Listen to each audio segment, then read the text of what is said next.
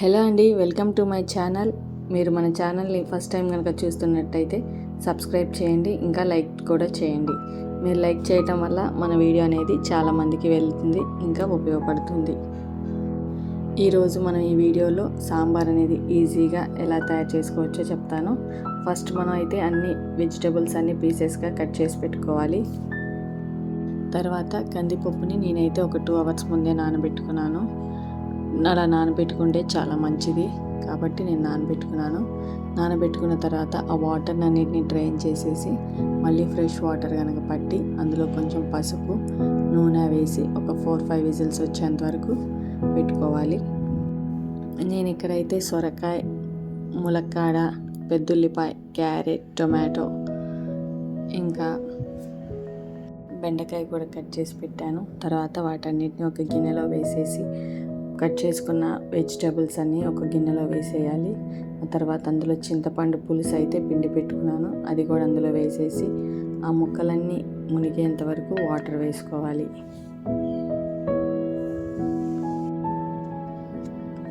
అలా వాటర్ అన్నీ వేసుకున్న తర్వాత అందులో కొంచెం పసుపు, ఉప్పు అయితే వేసుకొని బాగా మరిగించుకోవాలి.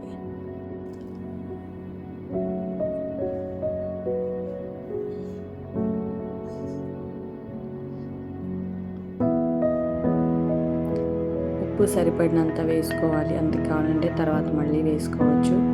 అలా బాగా మరిగించిన తర్వాత ముందుగా రెడీ చేసి పెట్టిన పప్పుని కూడా అందులో వేసేసి బాగా మరగనివ్వాలి.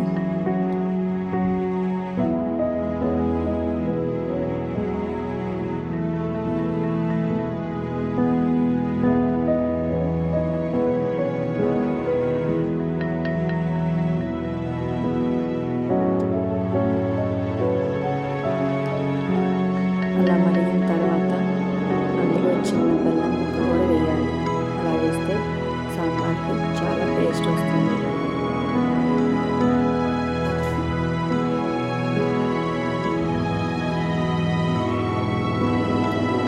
కొంచెం కారం కూడా వేసుకొని బాగా కలుపుకొని ఒక 2 మినిట్స్ పాటు మరిగిన తర్వాత ఒక పక్కన పెట్టుకోవాలి.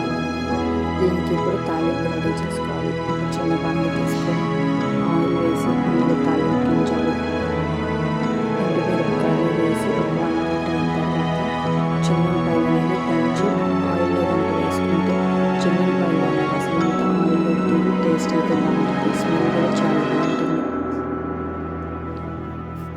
మనం ఇందులో కావాలంటే ఆనియన్ కూడా వేసుకోవచ్చు తాలింపులో, నేనైతే వేసుకోలేదు.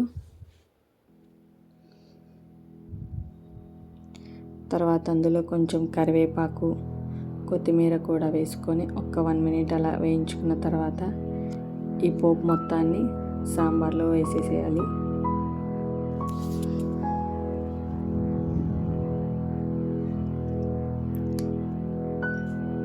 అలా వేసిన దాన్ని కూడా మళ్ళీ స్టవ్ మీద పెట్టుకొని ఒక 5 మినిట్స్ పాటు బాగా మరిగించుకోవాలన్నమాట.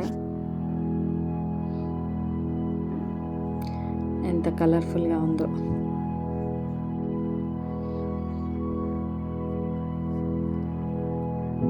అందులో లాస్ట్లో కొంచెం సాంబార్ పొడి అయితే వేసుకొని కలుపుకున్నాను. అలా ఒక 2 మినిట్స్ తర్వాత ఇంకా స్టవ్ ఆఫ్ చేసేసుకొని దీన్ని మనం రైస్తో కానీ ఇడ్లీలో కానీ సర్వ్ చేసుకోవచ్చు. ఈ సాంబార్ అనేది రైస్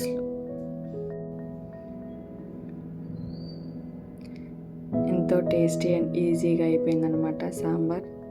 ఒకసారి ఉప్పు అది చెక్ చేసుకొని స్టవ్ ఆఫ్ చేసుకోవచ్చు.